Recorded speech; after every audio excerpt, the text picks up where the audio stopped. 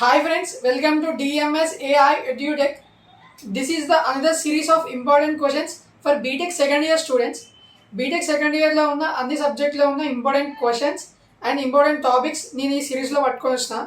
So in this video I'm going to tell about MSF mathematical and statistical foundation. ఇది M3 అని కూడా అంటాం దీన్ని.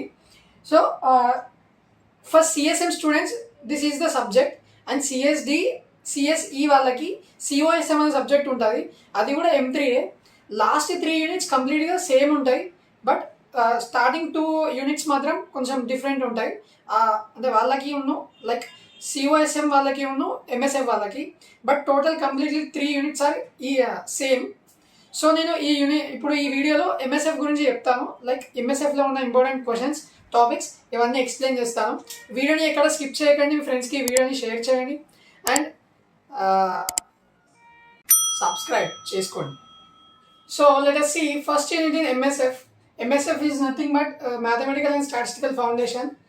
సో ఈ సబ్జెక్ట్లో ఉన్న ఫస్ట్ యూనిట్లో ఉన్న ఇంపార్టెంట్ టాపిక్స్ అండ్ క్వశ్చన్స్ చూద్దాం ఇప్పుడు. Coming to first one, finding the GCD and HCF. Finding the GCD and HCF by using 3 methods: method of factors, prime factorization and ladder method. ఈ 3 methods ఉంటాయి. మనకు ఏవైనా 3 numbers ఇస్తారు. For example like 256, 356, 789, ఇట్లా 3 different types of numbers ఇస్తారు. ఆ నెంబర్స్కి మనం మెథడ్ ఆఫ్ ఫ్యాక్టరైజేషన్ అనుకోవాలి, ప్రైమ్ ఫ్యాక్టరైజేషన్ అనుకోవాలి, అండ్ లాడర్స్ మెథడ్ అనుకోవాలి. సో ఈ 3 మెథడ్స్ తోటి మనం GCD అన్న HCF అన్న ఒక్కటే. సో మీరు ఇక్కడ కన్ఫ్యూజ్ కావద్దు. GCD అన్న ఇదే ప్రాసెస్ చేయాలి, HCF అన్న కూడా ఇదే ప్రాసెస్ చేయాలి. This is the important topic in this unit. ఎందుకంటే finding the HCF and GCD మనం చిన్నగా ఉన్నప్పుడే నేర్చుకొని ఉంటాం, 10th క్లాస్లో 9th క్లాస్లో. సో మీరు ఈ టాపిక్ని అసలు స్కిప్ చేయకండి, మస్తు ఈజీగా ఉంటుంది. ఇట్లా చూడగానే వచ్చేస్తుంది, మనం చేసుకుంటూ వెళ్తే ఇంకా ఈజీగా ఉంటుంది. సో ఇక్కడ చూసుకుంటే this is first topic or first part. ఇక్కడ నుండి up to here, this is all of first part, this is all of second part. So ee part lo this is first unit, right? First unit kabatti 2AB 3AB or 3AB ఈ రెండిట్లో ఏదో ఒక question రాయాలి. So ఇక్కడ మనం first 2A చూసుకుంటే మనకు ఖచ్చితంగా GCD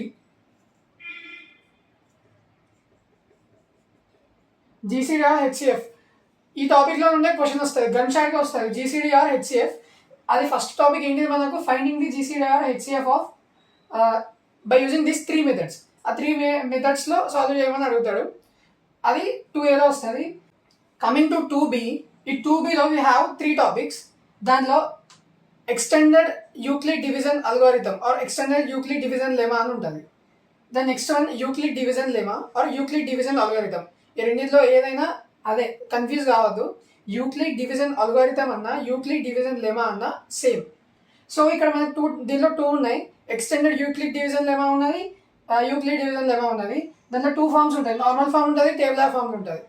సో ఈ 2 టాపిక్స్లో టేబులర్ ఫార్మ్ ఉంటుంది, నార్మల్ ఫార్మ్ ఉంటుంది, 2 టాపిక్స్ ఉంటాయి. సో ఈ రెండింటిలో ఉన్నది ఏదో ఒకటి గన్ షాట్గా వస్తుంది. 99% ఈ క్వశ్చన్ వస్తుంది 2Bలో. ఇఫ్ ఇన్ కేస్ ఇది రాని కండిషన్స్లో, రాని సిచ్యువేషన్స్లో ఫండమెంటల్ థియరమ్ అనేది 2Bలో ఉంటుంది క్వశ్చన్. 90% ఇవే వస్తాయి, Euclid division lemma or extended Euclid division lemma. If in case అది రాకపోయి ఉంటే మనకు ఫండమెంటల్ థియరమ్ అనేది 2Bలో వస్తుంది question. This is all about first part. ఇది మొత్తం ఫస్ట్ పార్ట్, ఇది మొత్తం సెకండ్ పార్ట్. ఫస్ట్ పార్ట్, ఇది సెకండ్ పార్ట్. ఇప్పుడు మనం ఫస్ట్ పార్ట్ మొత్తం చూసినాం. Then let us go to next part. ఈ నెక్స్ట్ పార్ట్లో we have first one, linear congruence అని ఉంటుంది క్వశ్చన్. ఈ లీనియర్ కాంకరెన్స్ ఎట్లా అంటే, మనం ఇచ్చిన లీనియర్ ఈక్వేషన్ ఉంటుంది, ఆ ఈక్వేషన్కి కాంకరెన్స్ కనుక్కోవాలి. This is nothing but linear concurrence. This is also an important question. దీని తర్వాత చూసుకుంటే చైనీస్ రిమైండర్ థియరమ్ అని ఉంటుంది. It's and most important question in this part. ఈ పార్ట్ బిలో గన్ షాట్గా వచ్చే క్వశ్చన్ చైనీస్ రిమైండర్ థియరమ్. ఈ Chinese reminder theorem అయినా రావచ్చు, వస్తే సిస్టమ్ ఆఫ్ లీనియర్ కాంకరెన్స్ అయినా రావచ్చు. ఎక్కడ అంటే ఇక్కడ 3Bలో 3Bలో సి హియర్, డోంట్ కన్ఫ్యూజ్. ఈ చైనీస్ రిమైండర్ థీరం అనేది ఏలో రావచ్చు, బీలో రావచ్చు. ఓకే, ఏలో అయినా రావచ్చు, బీలో అయినా రావచ్చు. దెన్ ఇక్కడ linear congruence and system of linear కాంగ్రెన్స్, ఈ 2 క్వశ్చన్స్ ఎక్కడో ఒక దగ్గర రావచ్చు. బట్ చైనీస్ రిమైండర్ థీరం అనేది ఖచ్చితంగా పేపర్లో ఉంటుంది. ఇఫ్ ఇన్ కేస్ ఈ చైనీస్ రిమైండర్ థీరం కాకుండా ఆల్టర్నేటివ్ వచ్చే క్వశ్చన్ ఈ లీనియర్ కాంగ్రెన్స్ అయినా వస్తుంది, లేకపోతే సిస్టమ్ ఆఫ్ లీనియర్ కాంగ్రెన్స్ అయినా వస్తుంది. కన్ఫ్యూజ్ కాకండి. చైనీస్ రిమైండర్ థీరం ఈ రెండింటిలో ఎక్కడైనా ఒక దగ్గర వస్తుంది. మిగిలిన ఇంకో క్వశ్చన్ ఉంటుంది కదా, లైక్ ఇది బీలో వచ్చినప్పుడు ఏ క్వశ్చన్ ఉంటుంది కదా, ఆ ఏ క్వశ్చన్ లీనియర్ కాంగ్రెన్స్లో ఉండైనా రావచ్చు, సిస్టమ్ ఆఫ్ లీనియర్ కాంగ్రెన్స్లో ఉండైనా రావచ్చు. కానీ చైనీస్ రిమైండర్ థీరం అనేది గన్ షాట్గా ఖచ్చితంగా వస్తుంది. మీరు హియర్, మీరు పార్ట్ ఏ చూసుకుంటే ఇట్స్ సో ఈజీ ఉంటుంది, పార్ట్ బి చూసుకుంటే కొంచెం టఫ్ ఉంటుంది. సో మీరు బెటర్ టు పర్ఫెక్ట్గా నేర్చుకోవాలంటే పార్ట్ ఏనే నేర్చుకోండి, ఎందుకంటే అవి చాలా ఈజీగా ఉంటాయి టాపిక్స్.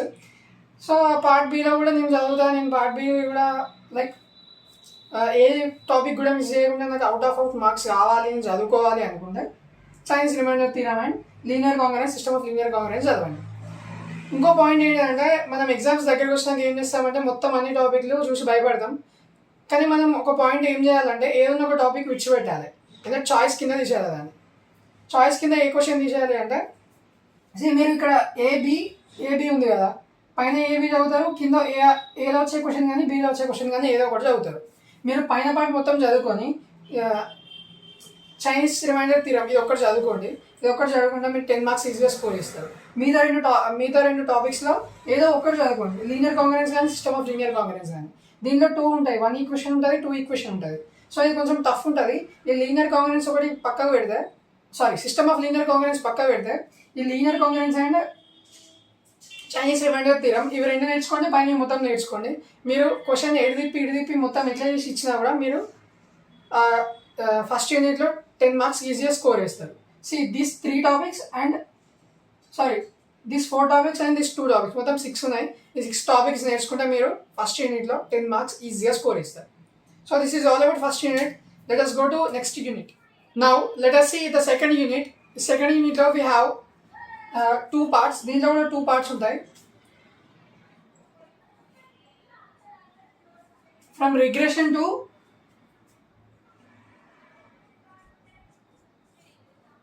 Continuous probability distribution. ఈ 3 టాపిక్స్ ఫస్ట్ పార్ట్లో, ఈ 3 టాపిక్స్ సెకండ్ పార్ట్లో. Here from first part we have 3 questions, right? ఆ 3 క్వశ్చన్స్లో రిగ్రెషన్ అని ఉంటుంది. This is called regression. దీంట్లో 2 ఉంటాయి, X on Y and Y on X. 2 parts ఉంటాయి, లైక్ 2 టాపిక్స్ ఉంటాయి.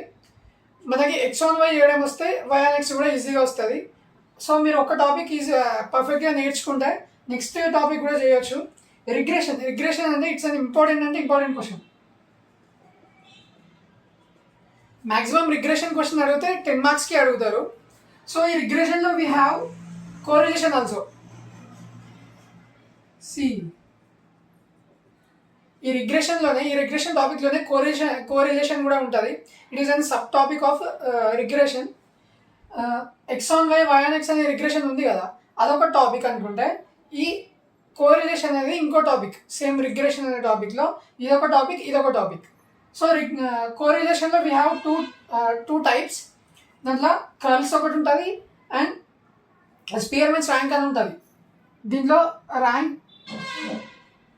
దీంట్లో మనకి ఇచ్చిన వాల్యూస్ ఉంటాయి కదా, ఒక ట్యాబ్లెట్ ఫామ్, ఒక ఇచ్చిన ఎలిమెంట్స్ని ఫస్ట్ ర్యాంక్లో రాసుకున్న తర్వాత దాన్ని సాల్వ్ చేయాలి. కర్ల్ ఉంటుంది. కర్ల్లో ఏం చేయాలి అంటే బై యూజింగ్ మీన్స్, అంటే ఫస్ట్ ఇచ్చిన వాటికి మీన్ అనుకొని దాని నుండి ఎక్స్ బార్ అనుకోవాలి అండ్ ఎక్స్ ఇంటూ వై అనుకోవాలి, ఎక్స్ స్క్వేర్ వై స్క్వేర్ అనుకోవాలి. ఇవన్నీ కనుక్కున్న తర్వాత అన్నిటికీ సమ్మేషన్స్ ఉంటాయి. ఆ సమ్మేషన్స్ రాసిన తర్వాత ఇచ్చిన ఫామ్లో దీనికో సపరేట్ ఫామ్లో ఉంటుంది, దీనికో సపరేట్ ఫామ్లో ఉంటుంది. ఆ ఎలిమెంట్స్ అనేది తీసుకుపోయి ఫార్ములాలో పెట్టాలి. ఫార్ములాలో పెడితే మనకు అవుట్పుట్ వస్తుంది. లైక్ క్యాల్సి యూజ్ చేసి మనం డైరెక్ట్ ఆ వాల్యూస్ ఎంటర్ చేస్తే మనకు వస్తుంది ఆన్సర్. మస్తు ఈజీగా ఉంటాయి. అండ్ రిగ్రెషన్ కూడా చాలా ఈజీగా ఉంటుంది. రిగ్రెషన్లో ఏం చేయాలంటే ఇచ్చిన వాటితోటి for suppose X and Y terms ఇస్తారు కదా, ఎక్స్ ఇంటూ వై చేయాలి, ఎక్స్ స్క్వేర్ చేయాలి, వై స్క్వేర్ చేయాలి. అన్ని వచ్చిన వాల్యూస్ అన్నింటికి సమ్ చేయాలి. లైక్ ఎక్స్ వాల్యూస్ అన్నింటిని సమ్ చేయాలి, వై వాల్యూస్ అన్నింటిని సమ్ చేయాలి. ఇలా సమ్మేషన్ చేసుకుంటూ పోవాలి. పోయిన తర్వాత x1y ఇచ్చిన x1yకి సపరేట్ ఫార్ములా ఉంటుంది, y1xకి సపరేట్ ఫార్ములా ఉంటుంది. వాటిలో సబ్స్టిట్యూట్ చేసి క్యాన్సిల్ కొట్టాలి, ఆన్సర్ వస్తుంది, రాయాలి, అంతే. చాలా ఈజీగా ఉంటుంది. బట్ మీరు కొంచెం ప్రాక్టీస్ చేయాలి. ఫార్మేట్ చాలా పెద్దగా ఉంటుంది. Practice number of time practice చేస్తే ఈజీ అవుతుంది. సో దెన్ ఈ 2 టాపిక్స్ కదా, దీంట్లో నుండి ఇప్పుడు దిస్ ఈజ్ సెకండ్ యూనిట్ కదా. సెకండ్ యూనిట్ అయితే 2 3 4 5 4AB 5AB. Fourth question or fifth question, ఫోర్త్లో రావచ్చు, ఫిఫ్త్లో రావచ్చు. ఈ యూనిట్ నుండి ఈ 2 టాపిక్స్లు ఫోర్త్లో వస్తాయి, ఫిఫ్త్లో వస్తాయి, రెండింటిలో వస్తాయి. సో ఫోర్త్ దానిలో ఈ ఫస్ట్ పార్ట్ వస్తుంది, ఫిఫ్త్ దానిలో సెకండ్ పార్ట్ వస్తుంది. అంటే ఫోర్త్లో ఖచ్చితంగా ఇవే క్వశ్చన్స్ వస్తాయని ఏమి ఉండవు. ఈ టాపిక్ ఫోర్త్లో రావచ్చు, ఈ టాపిక్ ఫిఫ్త్లో రావచ్చు, కిందిది పైన కింద రావచ్చు. బట్ ఈ టాపిక్ మొత్తం ఒక క్వశ్చన్లో, ఈ టాపిక్ మొత్తం ఒక క్వశ్చన్లో వస్తుంది. దీంట్లో అంశాలు ఏబి అండ్ దీంట్లో అంశాలు ఏబి వస్తుంది. So coming to A and B, regression, either regression or correlation, దీంట్లో ఉండాలి ఏ వస్తుంది. And coming to last squares, ఈ లాస్ట్ స్క్వేర్స్లో వీ హ్యావ్ ప్రాపర్టీస్. ఈ ప్రాపర్టీస్లో స్ట్రెయిట్ లైన్, పారాబోలా, ఎక్స్పోనెన్షియల్, ఈ 3 టాపిక్స్ ఉంటాయి. ఇది మాత్రం అస్సలు విడిచిపెట్టకండి. ఈ టాపిక్ ఖచ్చితంగా చూసుకోండి. ఏలో నుండి if in case me luck మంచిగా ఉంటే ఏలో నుండి ఇది రావచ్చు, బీలో నుండి ఇది రావచ్చు. రిగ్రెషన్ ఏలో ఉండాలి, బీ నుంచి కోరిలేషన్ ఇట్లా కూడా రావచ్చు. ఇఫ్ ఇన్ కేస్ ఇది రాని సిచ్యువేషన్స్లో మనకు లాస్ట్ స్క్వేర్స్ అడుగుతారు. సో ఏ ఇది, బి ఇది. This is all about part A, first part. Coming to the second part, we have continuous probability distribution. Continuous probability distribution, PD అంటే ప్రాబబిలిటీ డిస్ట్రిబ్యూషన్. దీంట్లో PDF is nothing but probability distribution function. Probability distribution function. They ask find K or mean or variance value అనుకోమని చెప్తారు. మనకు K value ఇచ్చి mean and variance మనకు mean and variance ఇచ్చి K value అనుకోమంటారు. Variance and K ఇచ్చి mean value అనుకోమంటారు. Mean and variance ఇచ్చి కే వాల్యూ అనుకోమంటారు. ఇట్లా 2 ఇచ్చి ఇంకో ఆల్టర్నేట్ ఏదైతే ఇవ్వలేదో అది అనుకోమంటారు. అది కూడా ఒక ఈజీ టాపిక్, ఈజీగా ఉంటుంది. ఇది కూడా చూసుకోండి. బట్ కొంచెం బ్రెయిన్ పెట్టాలి. బ్రెయిన్ పెడితే మస్తు ఈజీగా ఉంటాయి. మన కే, మీన్, వేరియన్స్ ఇవి అనుకోవడం ఈజీగా అనుకుంటా కదా. So this is all about continuous distribution probability. Continuous probability distribution, దీన్ని మనం పీడిఎఫ్ అని అంటారు, PDF. So it is an important topic.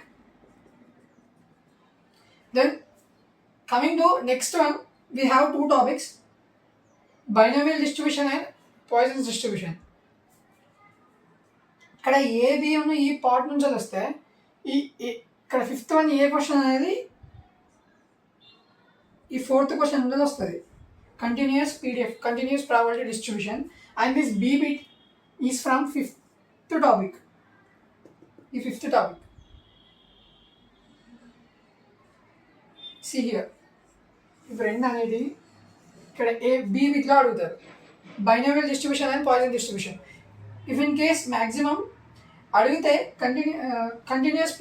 Continuous probability distribution అనేది 10 మార్క్స్కి అడుగుతారు. మ్యాక్సిమం అది లెంతీ క్వశ్చన్, అది చాలా పెద్ద అంటే ప్రాసెస్ చాలా ఉంటుంది, 10 మార్క్స్కి అడుగుతారు.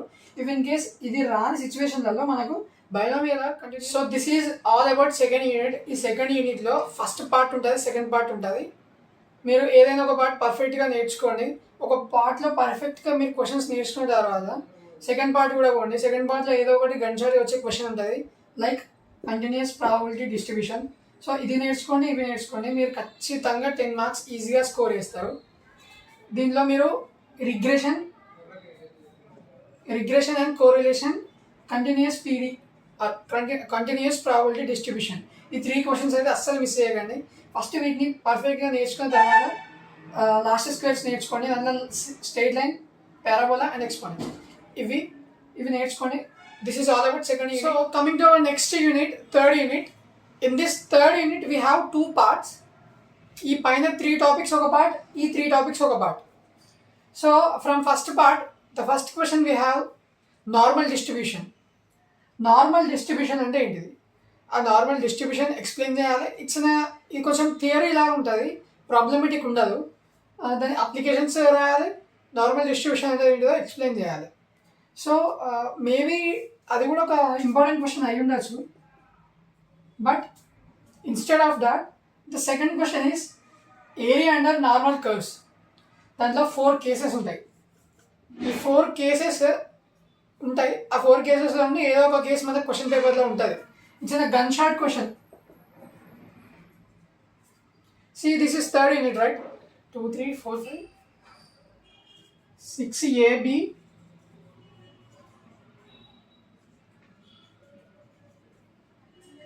or 7AB కదా, 6AB or 7AB.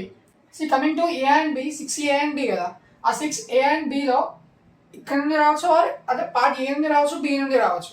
బట్ వస్తే A and B both are ఈ టాపిక్ నుంచి వస్తాయి, ఐదర్ ఈ టాపిక్ నుంచి వస్తాయి.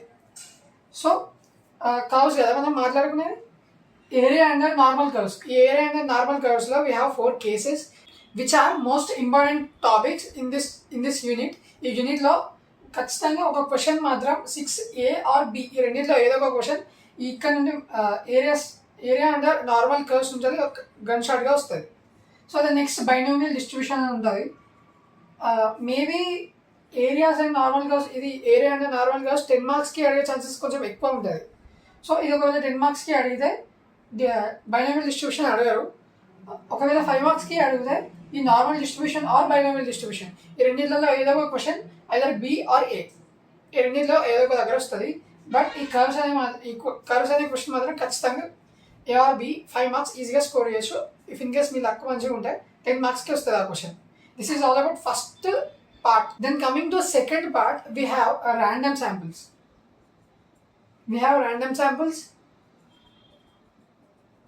Sampling distribution of mean. Sampling distribution of mean అనేది it's an important and gunshot question.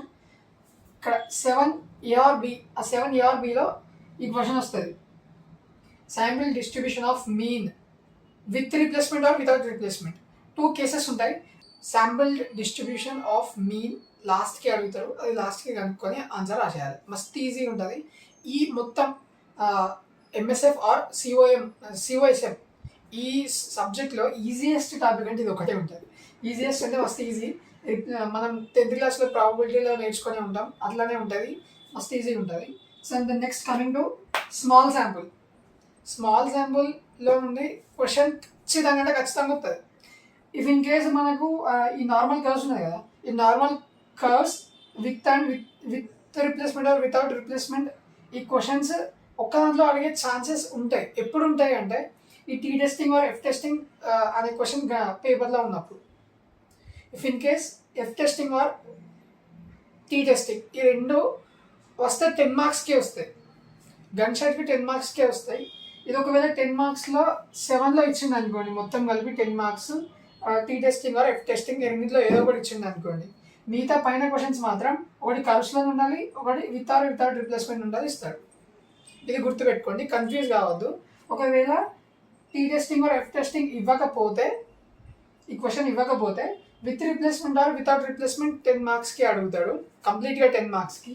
And కర్వ్స్లో నుండి కానీ ఈ మిగిలిన నార్మల్ డిస్ట్రిబ్యూషన్ ఆర్ బైనోమియల్ డిస్ట్రిబ్యూషన్లో కానీ 6th బిట్లో అడుగుతాడు. ఇక్కడ మనం గన్షాట్గా నేర్చుకోవాల్సింది ఏంటంటే sample distribution of mean and area under normal curves and మిగిలిన ఈ normal distribution and binomial distribution. ఈ 4 కేసెస్లో ఒకటి ఇట్లా ఉంటుంది, లైక్ 4 కేసెస్ ఉంటాయి. ఈ 4 కేసెస్లో ఇట్లా అడుగుతారు. ఈ టీ టెస్టింగ్ అండ్ ఎఫ్ టెస్టింగ్లో ఉండేది. ఈ T testing and F testing ఎలా ఉంటుంది అంటే మనం క్వశ్చన్ మీద ఫోకస్ చేయాలి. క్వశ్చన్ అర్థమైతే దానంతా ఈజీ ఏది ఉండదు. దీంట్లో ఫార్ములాస్ ఉంటాయి, ఆ ఫార్ములాస్ తీసుకొని చేయండి. దీంట్లో ఈజీగా అర్థం కావాలి, క్వశ్చన్ ఈజీగా అర్థం కావాలి అంటే నెంబర్ ఆఫ్ క్వశ్చన్స్ చూడండి ఎక్కువ. ఈ టీ టెస్టింగ్ అండ్ ఎఫ్ టెస్టింగ్లో సంబంధించిన క్వశ్చన్స్ ఉంటాయి కదా, మన ప్రీవియస్ క్వశ్చన్స్ కానీ మీ దగ్గర ఉన్న క్వశ్చన్స్ కానీ బాగా రిఫర్ చేయండి. మీకు పోదండి అదే అలవాటు అయిపోతుంది. క్వశ్చన్ చూడంగానే అర్థమవుతుంది. మెయిన్గా క్వశ్చన్ మీద ఫోకస్ చేయాలి. ఈ T testing and F testing and table, ఆ టేబుల్ ఒకటి తీసుకొని పోవాలి. మీరు వాల్యూస్ గుర్తుపెట్టుకోవాలంటే మీతో కాదు అది. సో మీరు table తీసుకొని పోండి. So this is all about third unit. So now here we have fourth unit. In this fourth unit parts ఏమి ఉండవు. సో ఒక 4 టాపిక్స్ ఉంటాయి. It is completely of large sample. మొత్తం జెడ్ టేబుల్ యూజ్ చేయాలి దీంట్లో. నేను ఇంతకుముందు థర్డ్ యూనిట్లో చెప్పినట్టు T testing and F testing ఉంటుంది కదా, వాటితో పాటు ఈ జెడ్ టెస్టింగ్ టేబుల్ కూడా తీసుకెళ్ళండి. ఇది చిన్నగానే ఉంటుంది. ఈ ఈ జిరాక్సెస్ మీరు ఎగ్జామ్ హాల్లోకి తీసుకుపోయినా కూడా మిమ్మల్ని ఎవరు ఆపరు. సో ఎందుకంటే అది తీసుకోవాల్సిందే. సో దాంట్లో ఈ జెడ్ టెస్టింగ్ టేబుల్ కూడా తీసుకొని పోండి. ఈ జెడ్ టేబుల్లో వీ హ్యావ్ పర్సెంటేజ్ 1%, 2%, 5%, 10% వీటి వాల్యూస్ ఉంటాయి. సో ఇక్కడ మనం ఏ క్వశ్చన్ ఇచ్చినా ఈ ఫోర్త్ యూనిట్ నుండి 4 క్వశ్చన్స్ ఉంటాయి కదా, 4 అడగచ్చు, 2 అడగచ్చు, 3 అడగచ్చు, ఏమైనా అడగచ్చు. సో ఈ 4 క్వశ్చన్స్ ఫర్ ఎగ్జాంపుల్ 2 క్వశ్చన్స్ తీసుకుందాం. ఇది ఫోర్త్ యూనిట్ కదా, 2, 3, 4, 5, 6, 7, 8, 9.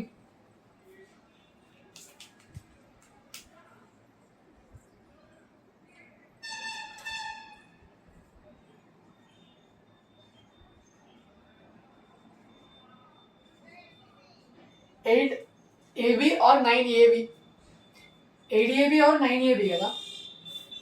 దీంట్లో నుండి 4 క్వశ్చన్స్ ఉన్నాయి. ఇఫ్ ఇన్ కేస్ 8th బిట్లో ఒక క్వశ్చన్, 9th బిట్లో ఒక క్వశ్చన్ ఇచ్చింది అనుకోండి, ఫర్ ఎగ్జాంపుల్ అనుకుంటే దాంట్లో ఈ 4 టాపిక్స్ ఉంటాయి. ఈ 4 ఇవి టాపిక్స్ కాదు, ఈ 4 లాజిక్స్ ఉంటాయి. ఎట్లా అంటే మీరు ఫస్ట్ ఫోర్త్ యూనిట్ నుండి ఏ క్వశ్చన్ వచ్చినా కూడా క్వశ్చన్ అనలైజ్ చేయాలి. ఫర్ ఎగ్జాంపుల్ క్వశ్చన్లో ఎలా ఇస్తాడంటే ఎట్లా ఒక 160 మెంబర్స్ ఒక క్లాస్లో ఉన్నారు. ఆ 160 మెంబర్స్లో 100 బాయ్స్ అని మెన్షన్ చేస్తారు ఆ క్వశ్చన్లో. అట్లా ఇచ్చినప్పుడు ఎక్స్ వాల్యూ ఏమైంది అంటే 100 అయిపోతుంది, ఎందుకంటే ఇట్స్ మీన్ కాబట్టి. అట్లా ఎక్స్ వస్తుంది, మనకు ఎన్ వాల్యూ వస్తుంది. ఈ ఈ ఆ ఫార్ములాస్ యూజ్ చేసుకొని మనం సిగ్మా అనుకోవాలి, మ్యూ అనుకోవాలి, అన్నీ అనుకోవాలి. ఇట్లా అన్నీ అనుకున్న తర్వాత దాన్ని తీసుకుపోయి ఫార్ములాలో పెట్టాలి. ఇప్పుడు ఈ ప్రాసెస్, ఈ ఫార్ములాస్ మనకి ఏవైనా ఎట్లా వస్తాయంటే క్వశ్చన్ని బట్టి మనం అనలైజ్ చేయాలి. అనలైజ్ చేసి అది సింగిల్ మీనా లేకపోతే డిఫరెంట్ మీనా. డిఫరెంట్ అంటే 2 మీన్సే ఉంటాయి. సింగిల్ మీనా, డిఫరెంట్ మీనా, సింగిల్ ప్రొపోర్షనలా, 2 డిఫరెంట్ ప్రొపోర్షనలా చూడాలి. ఇది చూసిన తర్వాత మనకు అనలైజ్ చేసుకున్న తర్వాత మనకు దాంట్లో ఉన్న వాల్యూస్ని బట్టి మనం దీంట్లో ఏదో ఒక టాపిక్ అని మనం డిసైడ్ చేయాలి.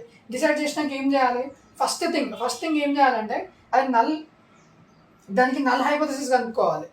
నల్ హైపోథెసిస్ ఏమవుతుందంటే mu naught equals to mu అని అవుతుంది. అది ఎప్పుడైనా సేమే ఉంటుంది. దెన్ ఆల్టర్నేట్ హైపోథెసిస్ తీసుకోవాలి. ఆల్టర్నేట్ హైపోథెసిస్లో mu naught is not equals to mu one అని ఉంటుంది. ఒకవేళ mu one is not equals to mu one and mu one equals to mu naught equals to mu one, mu naught equals to mu one, ఈ రెండు కండిషన్లలో ఏది ఇచ్చినా కూడా అది 2 టేల్ అవుతుంది. 2 టేల్ ఈజ్ నథింగ్ బట్ మీరు ఒక బాక్స్ తీసుకోపోతారు కదా, జెడ్ టేబుల్ బాక్స్. ఆ జెడ్ టేబుల్ బాక్స్లో 2 టేల్ ఉంటుంది, సింగిల్ టేల్, 1 టేల్ ఉంటుంది, 1 టేల్ ఉంటుంది, 2 టేల్ ఉంటుంది. ఈ రెండింటిని బట్టి మనకి లాస్ట్కి వచ్చిన వాల్యూని కంపేర్ చేసి అది ఎగ్జిస్ట్ అవుతుందా కాదా అని చెప్పాలి. మొత్తం ఇంతే ఉంటుంది. కాకపోతే మీరు ఫస్ట్ మెయిన్గా క్వశ్చన్ మీద ఫోకస్ చేయాలి. ఆ క్వశ్చన్ అర్థమైతే మీకు 10 మార్క్స్ ఈజీగా వస్తాయి. మీరు వద్దన్నా వస్తాయి 10 మార్క్స్. ఈ 2 టేల్ సింగిల్ టేల్ కదా, ఈ 2 టేల్కి ఎట్లా 2 టేల్ కండిషన్ క్వశ్చన్లు ఏమడుగుతారంటే ఏం డిఫరెంట్గా అడగరు. లైక్ ఎట్లా అంటే అది 2 టేల్ కదా, 2 టేల్లో equals, both means are equals, mu naught and mu one are equal అని ఇస్తారు. ఈక్వల్ అని ఇచ్చినప్పుడు మనం 2 టేల్లో ఉన్న వాల్యూస్ని కంపేర్ చేయాలి. దెన్ ఒకవేళ mu greater than mu one, mu not greater than or less than mu one అని అనుకోండి. ఎట్లా అంటే ఈ క్వశ్చన్ ఇప్పుడు నేను చెప్పిన పదాలు ఉన్నాయి కదా, greater than, less than, longer, shorter, lengthy, short, ఇట్లా అంటే ఇంటూ, అవుట్, ఇట్లా డిఫరెంట్ టైప్స్ ఆఫ్ వర్డ్స్ని మీకు తెలుస్తాయి కదా. నార్మల్గా ఇది ఇట్లా అంటే ఇట్లాంటి వర్డ్స్ వచ్చినప్పుడు సింగిల్ టేల్ యూజ్ చేయాలి. Greater than, less than, into, out, front, back, forward, backward, ఇలాంటి వర్డ్స్ మీకు క్వశ్చన్లో ఎక్కడైనా కనబడితే ఆ సింగిల్ టేల్ అయిపోతుంది. ఇట్లాంటివి ఏమి ఇవ్వనప్పుడు మీరు 2 టేల్ తీసుకోవాలి. ఈ ఫస్ట్ స్టెప్ అయిపోయింది, సెకండ్ స్టెప్ అయిపోయింది. Then next level of significance. ఆ క్వశ్చన్లోనే మీకు ఇస్తారు అది ఎంత పర్సెంటేజ్లో మనం వాల్యూని కంపేర్ చేయాలని ఇస్తారు. 1, 2, 5, 10 ఈ 4 ఏదో ఒకటి ఇస్తారు, ఏమి ఇవ్వకపోతే బై డిఫాల్ట్ 5 తీసుకోవాలి, 5%. బై డిఫాల్ట్గా 5% డిస్కౌంట్ చేసేయాలి. ఒకవేళ ఏమి ఇవ్వకపోతే, మ్యాక్సిమం ఇస్తారు, ఏమి ఇవ్వకపోతే 5% పెట్టుకోవాలి. 5% పెట్టుకున్నాక టెస్ట్ స్టాటిస్టిక్స్ అంటే ఈ 4 ఫార్ములాస్, ఈ ఇచ్చిన ఏదో ఒక ఫార్ములాలో పెట్టి సబ్స్టిట్యూట్ చేయాలి. ఫర్ ఎగ్జాంపుల్ మనం దీనిలో ఏదో ఒకటి తీసుకుంటే ఇక్కడ ఎక్స్ ఉన్నది, వై ఉన్నది. నేను ఇంతకుముందు చెప్పినా కదా, ఇక్కడ ఏంటిది డిఫరెంట్ మీన్. ఇంతకుముందు మీకు ఎగ్జాంపుల్ ఏం చెప్పినా, ఒక క్లాస్ రూమ్లో 160 మెంబర్స్ ఉన్నారు. ఆ 160 మెంబర్స్లో 100 బాయ్స్ ఉన్నారు, 60 గర్ల్స్ ఉన్నారు. సో అని క్వశ్చన్లో మెన్షన్ చేసిండు. అప్పుడు ఏమవుతుంది, 100 అనేది మీన్ ఆఫ్ బాయ్స్, 60 అనేది mean of girls. X bar అనేది 100 తీసుకో, వై బార్ అనేది 60 తీసుకో. తీసుకున్న తర్వాత దానికి ఆ ఫార్ములాని బట్టి సిగ్మా వస్తుంది. సిగ్మా స్క్వేర్ అడుగుతారు. Sigma square here sigma 1 sigma 2, sigma 1 square sigma 2 square, sigma 1 sigma 2. ఎన్ తెలుసు, n2 తెలుసు. ఇఫ్ ఇన్ కేస్ ఎన్ అనే వాల్యూ రెండింటికి సేమ్ ఇవ్వచ్చు, డిఫరెంట్ కూడా ఇవ్వచ్చు. అర్థమైందా? ఇప్పుడు 2 క్లాసెస్ ఉన్నాయి. ఈ క్లాస్లో గర్ల్స్ ఇంతమంది ఉన్నారు, ఈ క్లాస్లో గర్ల్స్ ఇంతమంది ఉన్నారు అని ఇచ్చింది అనుకోండి. ఈ టోటల్ నెంబర్ ఆఫ్ ఒక క్లాస్లో 60 గర్ల్స్ ఉన్నారు, మొత్తం 100 మెంబర్స్లో 60 గర్ల్స్ ఉన్నారు. ఇంకో క్లాస్లో 30 మెంబర్స్ గర్ల్సే ఉన్నారు. ఇలా ఇచ్చినప్పుడు సెకండ్ కేసు తీసుకోవాలి. నేను ఫస్ట్ కేసు చెప్పినా కదా, కన్ఫ్యూజ్ కాకండి, అటు ఇటు మొత్తం కన్ఫ్యూజ్ కాకండి. మీరు క్వశ్చన్ని కరెక్ట్ అనలైజ్ చేస్తే ఈజీగా అర్థమవుతుంది. దాంట్లో మీకు ఓన్లీ సింగిల్ వాల్యూస్ ఇచ్చినప్పుడు సింగిల్ మీన్ తీసుకోవాలి, డబల్ వాల్యూస్ ఇచ్చినప్పుడు డబల్ మీన్ తీసుకోవాలి. సింగిల్ ప్రపోర్షన్స్ ఇస్తారు, అది అంటే ఫస్ట్ది సెకండ్ దానికి ప్రపోర్షనల్గా ఉంటుంది అని ఇస్తారు.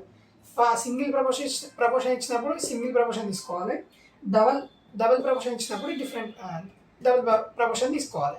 మీరు కన్ఫ్యూజ్ కావద్దు. రెండు వాల్యూస్ ఇచ్చినప్పుడు ఇవి తీసుకోవాలి, సింగిల్ వాల్యూస్ ఇచ్చినప్పుడు ఇవి తీసుకోవాలి. ఇవన్నీ తీసుకున్న తర్వాత ఈ ఫార్ములాని తీసుకుపోయి అక్కడ పెట్టాలి. అక్కడ పెట్టిన తర్వాత క్యాల్సిలా సేమ్ వాల్యూస్ ఎంటర్ చేసుకోవాలి. ఎంటర్ చేసుకున్నాక మనకు ఆన్సర్ వస్తుంది. అంటే ఫర్ ఎగ్జాంపుల్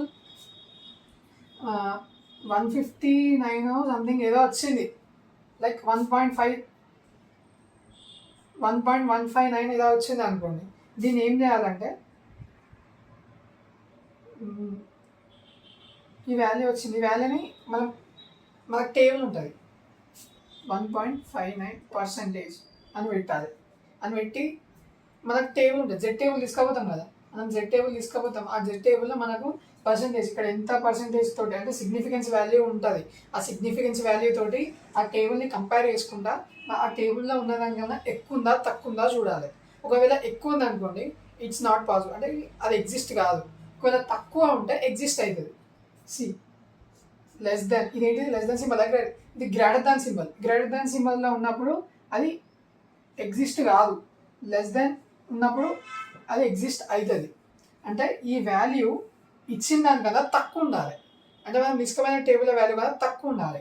తక్కువ ఉంటే ఎగ్జిస్ట్ అవుతుంది, ఒకవేళ ఎక్కువ ఉన్నది అనుకో ఎగ్జిస్ట్ కాదు.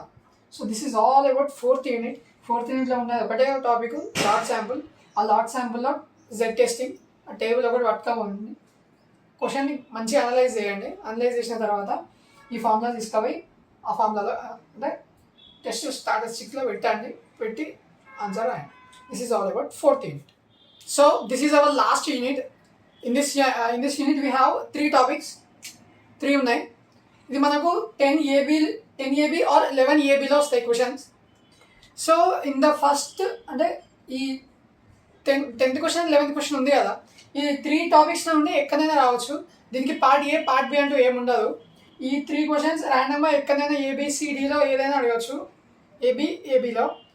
దీనిలో గన్ షాట్గా వచ్చే క్వశ్చన్ ఏంటి అంటే, ఈ మార్కర్స్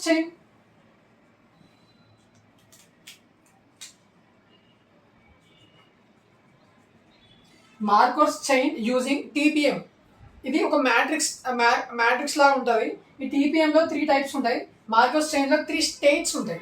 ఈ 3 డిఫరెంట్ టైప్స్ ఆఫ్ స్టేట్స్ నేర్చుకోండి.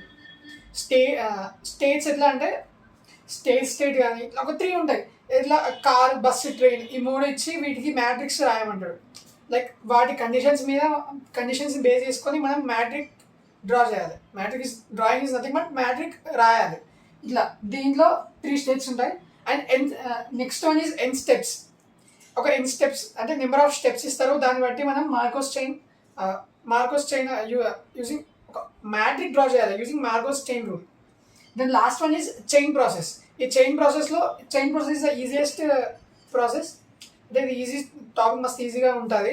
దీంట్లో ఏం చేస్తారంటే లైక్ ఒక లైన్ గీస్తారు, ఆ లైన్ మీద ఇచ్చిన పాయింట్స్ తోటి మ్యాట్రిక్స్కి తగ్గట్టుగా పాయింట్స్ పెట్టుకుంటారు. ఆ పాయింట్స్ని బేస్ చేసుకొని ఆ ఇచ్చిన కండిషన్స్ని బేస్ చేసుకొని ఆ పాయింట్స్ని బేస్ చేసుకొని మ్యాట్రిక్ డ్రా ఇస్తారు. ఆ మ్యాట్రిక్ గీసి దాని సొల్యూషన్స్ కనుక్కుంటారు. So this is about Markov's chain using TPM. M is nothing but matrix. లాస్ట్కి మ్యాట్రిక్ డ్రా చేయాలి. See in the first thing we have stochastic కదా. ఈ స్టొకాస్టిక్స్లో మనకు నెంబర్ ఆఫ్ మ్యాట్రిక్స్ ఇస్తారు. ఎట్లా అంటే ఒక 4 టైప్స్ ఆఫ్ మ్యాట్రిక్స్ ఇచ్చిండ్రు అనుకోండి. ఆ 4 టైప్స్ ఆఫ్ మ్యాట్రిక్స్లో అది స్టొకాస్టికా కాదా అని అనుకోవాలి. ఎట్లా అంటే వాటికి కొన్ని కండిషన్స్ ఉంటాయి. సి హియర్ ఈ స్టొకాస్టిక్ కండిషన్స్ ఏంటి అంటే ఫస్ట్ అది ఒక స్క్వేర్ మ్యాట్రిక్ అయి ఉండాలి.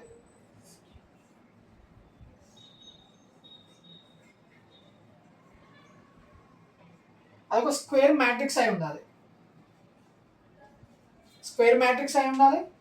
Second one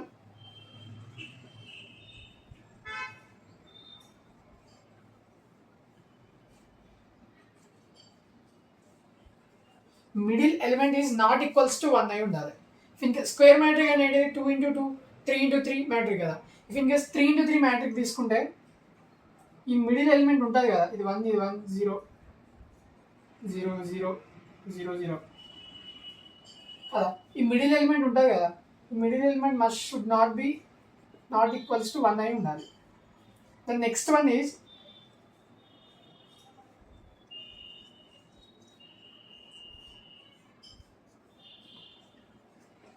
sum of rows are equals to 1. See here, sum of rows.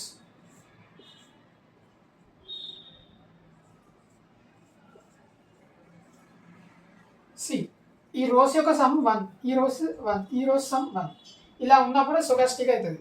So ఈ త్రీ కండిషన్స్ని బేస్ చేసుకొని ఆ కండిషన్స్ దాంట్లో ఉన్నాయా లేవా అని ఇంప్లిమెంట్ చేసిన తర్వాత అది స్టొకాస్టికా కాదా అని చూడాలి. Then next one regular. అది రెగ్యులరా కాదని చూడాలి. రెగ్యులరా కాదని ఎలా చూస్తామంటే మనం ఇచ్చిన మ్యాట్రిక్ని నెంబర్ ఆఫ్ టైమ్స్ మల్టిప్లై చేస్తే, ఇఫ్ ఇన్ కేస్ ఇది మ్యాట్రిక్ ఏ అనుకోండి, దీన్ని A² A³ A⁴ ఇలా చేసినప్పుడు అన్ని ఎలిమెంట్స్ అంటే ఇలా చేసుకుంటూ వెళ్తూ ఉంటే ఎలిమెంట్స్ వాల్యూస్ అనేది చేంజ్ అవుతూ ఉండాలి. ఇఫ్ ఇన్ కేస్ ఇక్కడ 0 ఉంటే అక్కడ 0 పోయి వేరే వాల్యూ రావాలి. లాస్ట్కి ఎక్కడన్నా ఒక దగ్గర మనకు అన్ని elements are not equals to 0 వస్తాయి. దీంట్లో రెగ్యులరా కాదా ఎలా చూస్తారంటే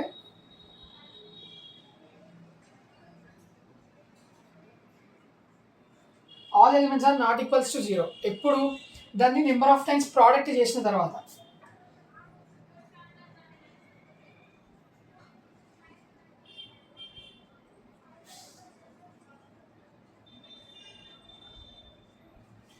నెంబర్ ఆఫ్ టైమ్స్ ఆ ఇచ్చిన మ్యాట్రిక్ని ప్రోడక్ట్ చేసిన తర్వాత ఎక్కడో ఒక దగ్గర మనకు all elements are not equals to 0 వస్తుంది. అలా వచ్చినప్పుడు అది రెగ్యులర్ మ్యాట్రిక్ అవుతుంది. ఇఫ్ ఇన్ కేస్ రాకపోతే అది నాన్ రెగ్యులర్ అవుతుంది. Regular matrix, non regular matrix. ఈ రెగ్యులర్ మ్యాట్రిక్ ఇక్కడ కూడా అడగచ్చు. ఇర్రెడ్యూసిబుల్ మ్యాట్రిక్తో పాటు ఇర్రెగ్యులర్ మ్యాట్రిక్ కూడా అడగచ్చు. These are the important questions. దీంట్లో ఉన్నాయి 3 టాపిక్స్. ఈ 3 టాపిక్స్ నేర్చుకోండి. 3 టాపిక్స్ నేర్చుకుంటే గన్ షాట్గా మీరు 10 మార్క్స్ ఈజీగా స్కోర్ ఇస్తారు. అసలు సీరియస్గా చెప్పాలంటే 15 ఈజ్ ఏ సింపుల్ యూనిట్. మస్తు ఈజీగా 10 మార్క్స్ స్కోర్ చేయొచ్చు. So this is all about 5th unit. So this is all about all important questions in MSF and COSM. COSM అనే సబ్జెక్ట్లో ఉన్నాయి, MSFలో సబ్జెక్ట్లో ఉన్నాయి. అన్ని ఇంపార్టెంట్ క్వశ్చన్స్ అండ్ యూనిట్స్ నేను ఈ వీడియోలో కవర్ చేసిన. ఫస్ట్ 2 యూనిట్స్ మాత్రం ఈ 2 సబ్జెక్ట్లో డిఫరెంట్ ఉంటాయి. ఈ లాస్ట్ 3 ఉన్నాయి కదా, యూనిట్ 3, 4, 5, ఈ 3 యూనిట్స్ బోత్ బ్రాంచెస్లో CSM అండ్ CSE, CSD ఇలా ఈ అన్ని బ్రాంచెస్లో సేమ్ ఉంటాయి. లాస్ట్ 3 టాపిక్స్ ఓన్లీ ఫస్ట్ 2 యూనిట్సే కొంచెం డిఫరెంట్ ఉంటాయి. లైక్ సిమిలర్గానే ఉంటాయి బట్ టాపిక్స్ అనే సిలబస్లో డిఫరెంట్ పొజిషన్లో ఉంటాయి. So third fourth fifth unit మొత్తం కంప్లీట్ సేమ్ ఉంటాయి. సో మీరు ఏ వీడియో చూసినా కూడా ఈ థర్డ్ ఫోర్త్ ఫిఫ్త్ యూనిట్ మాత్రం అన్నింటిలో సేమ్ ఉంటాయి.